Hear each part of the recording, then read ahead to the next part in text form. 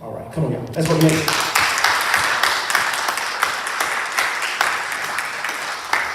Amen. Welcome in Facebook. We want to say good evening to y'all. We apologize for our tardiness for the 46 people that may be watching this evening. Didn't get much viewership last week. I don't know if everybody went to sleep or they were mad at me, but y'all better watch tonight.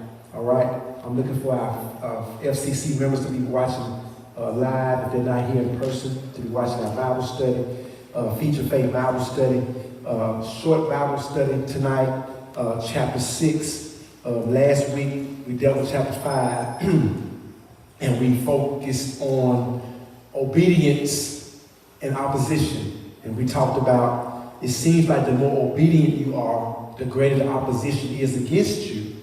But, as I told you all, obedience brings opposition before deliverance. And that's what God is preparing the children of Israel for. When Moses entered, he talked to Pharaoh, he talked to his leadership in Israel, and once he did that, he was obedient. Opposition against the folk became harsher, and they turned against Moses like, what are you doing to us? And that's what happens in our personal lives. Oftentimes when you're trying to be obedient to the man, to the God, to our God, opposition will come your way, but you can't turn away. You have to stay obedient because opposition comes before deliverance. And so some of you are on the brink of deliverance, but you got to stand fast and stay focused.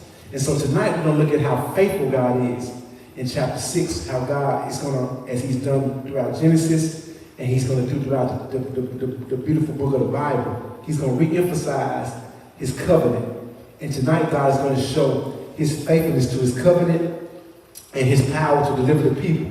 He's going to reiterate his faithfulness to the covenant that he pronounced and his power to deliver the people. Let me tell y'all something. I don't know about y'all, but I've been in position and I've been in situations where I had nobody to help me. Nobody. Couldn't call my gangster mom. And my mama almost fought kids for me in school. I couldn't call her in some of the situations I've been. I couldn't call my dad. I couldn't call my brothers. I couldn't call my little group of guys that we used to kick it with. As anybody tried to mess with one of us, we stood 10 toes down for each other. I've been in situations, the only somebody I can call was the Lord. And so if y'all ain't ever been there, y'all don't feel me right now. But I've been in positions, it's all I had. Only somebody that could deliver me was my God. Y'all hear me? And so if you ain't been there, keep living.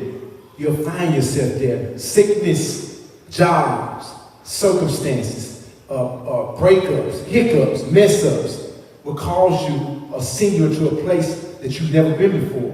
And you'll need God, and you'll need him. And what I love about God, y'all, is that even when we're not faithful, he is. Y'all hear me? Shadi, I've been unfaithful. I've not done God right all the time. I've turned on him, and because life was heavy on me. But in my unfaithfulness, God stayed faithful. Can I get a witness? And what he's going to reaffirm tonight to the children of Israel, that he's faithful with his covenant, and he's faithful in his power to deliver them. And so this chapter 6 is going to be short because a lot of the chapter is the genealogy, and we'll touch on it and we'll close it out. But I want y'all to understand that God is always faithful. And if he says he's going to do it, he's going to do it. And when we get to the text tonight, especially in verses 6 through 8, he's going to give us 7 I wills as it relates to redemption.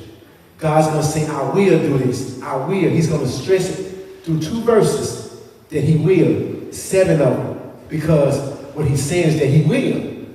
Y'all hear me? I know he will. I know you feel in a certain type of way. But he will. And y'all got to trust that he's going to deliver you. And so the children of Israel get a big test because after my guy Aaron and Moses comes and say, hey, we got y'all. It's time to get ready to go. We're going to Pharaoh. And when they went to the Pharaoh came down harder on the children of Israel. Made them work harder, and they turned on Moses then. And so that brings us to chapter 6. I wrote this down for my introduction. God reassures Moses that he would deliver Israel from Egyptian slavery and fulfill his covenant with Abraham, Isaac, and Jacob. He reveals himself as Yahweh, promises to bring Israel into the promised land and tell Moses to speak again to Pharaoh. And here's the deal. So Moses is in a conundrum because he went and spoke to Pharaoh once before and it didn't work out. And that has happened to me. Like I told y'all, I did not want to do this again. I had an assignment. That first assignment I went to, when I went to that assignment, the church was broke. They had no insurance, and the mortgage was 2 or 3 months behind. Did nobody tell me that when I filled out the application? They chose me as their pastor, and when I sat at the desk, bam, they snapped all that stuff in front of me. I said, God, y'all heard the biggest guy dog. I said, God, dog. God was faithful, though. He moved, he worked through it, and he worked it out. But I moved on from there, and I didn't want to do pastoring anymore.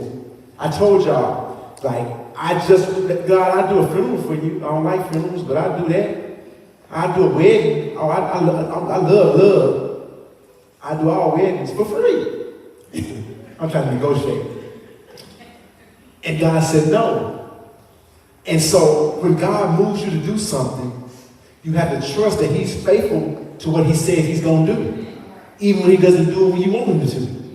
Can I do a witness? And that's what happens to us. And that's what happened. So Moses was in the conundrum. Then the folk were like, who is this God? He's God. He does things on his time.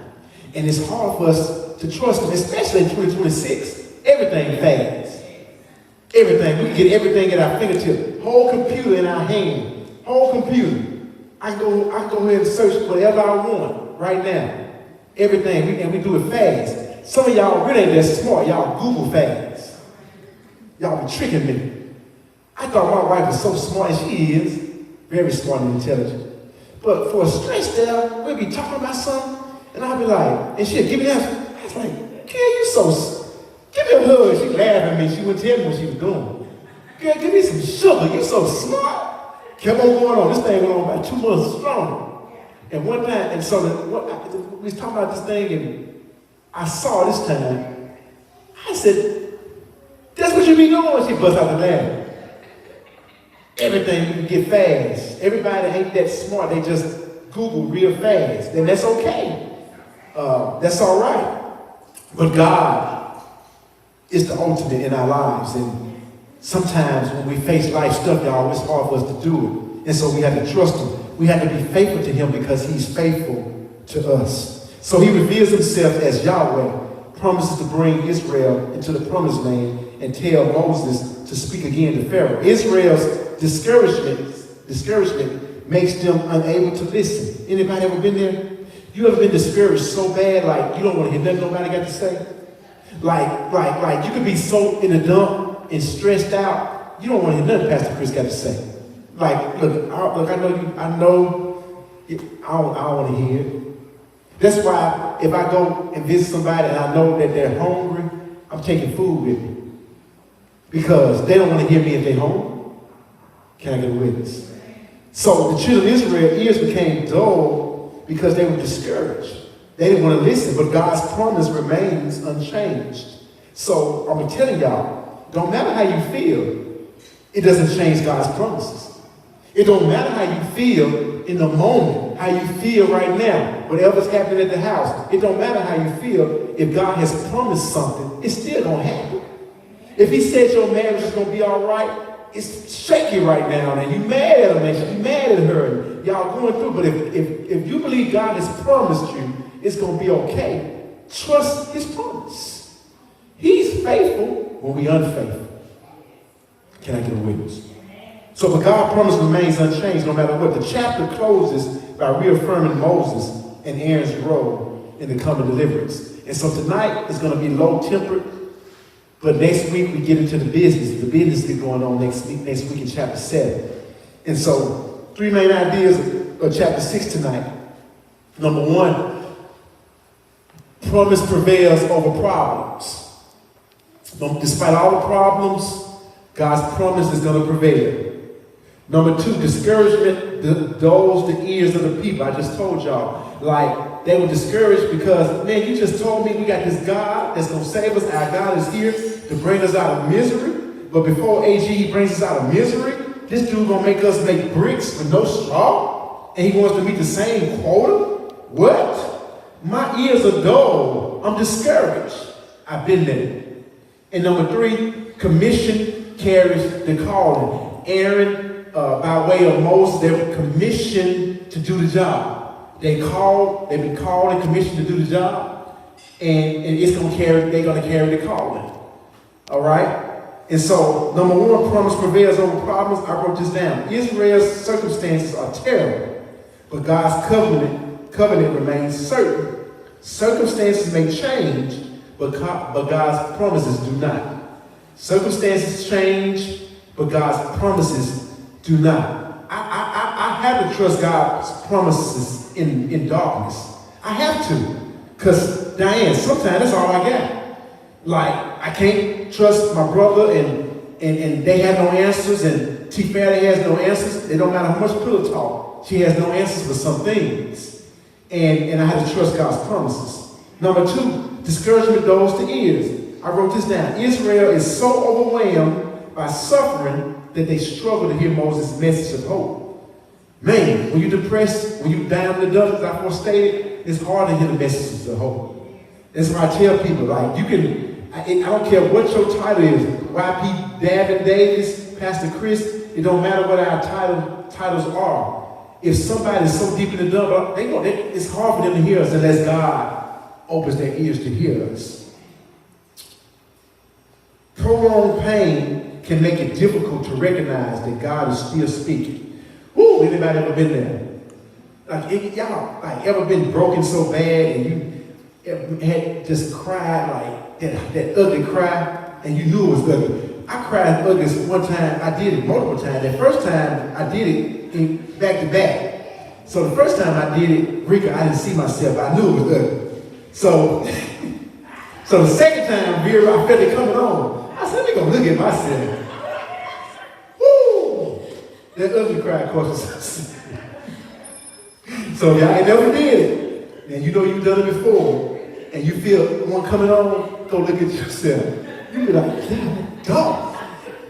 Yeah, I'm weird like that, because when I want to be able to tell people the real story or something, so I knew it was ugly. Like, this ugly cry, like in my stomach. And so a little while later, I felt it coming on again. I went in the mirror and I couldn't control it. I was like, man. Of course, I was ugly boy.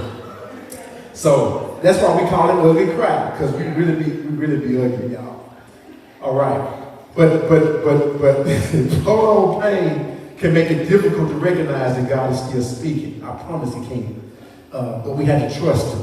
And finally, commission carries the calling. I wrote this down. God sends Moses and Aaron back to Pharaoh despite their previous resistance. He sends them back. I give Moses them credit. They obeyed. They went back, right? Like T. Fairley, I think, give me credit. Like, I told you I didn't want to do this again, but I came back. I ain't nobody. I was scared of God. I better come back, right? And that's what Moses and they came back. A difficult response does not cancel a divine assignment. Okay? A difficult response does not cancel a divine assignment. Like, we're human and we waver and we get shaky and we're in and out, but it does not cancel God's divine assignment over your life. That's why y'all here. That's why we're together, right? God put y'all with me and He put me with y'all.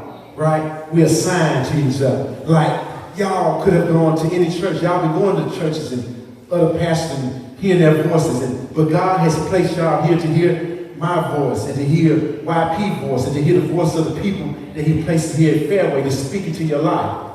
Can y'all clap for that for me right there? God is great. He's great. So let's get to it. Chapter 6, we're going to go through it.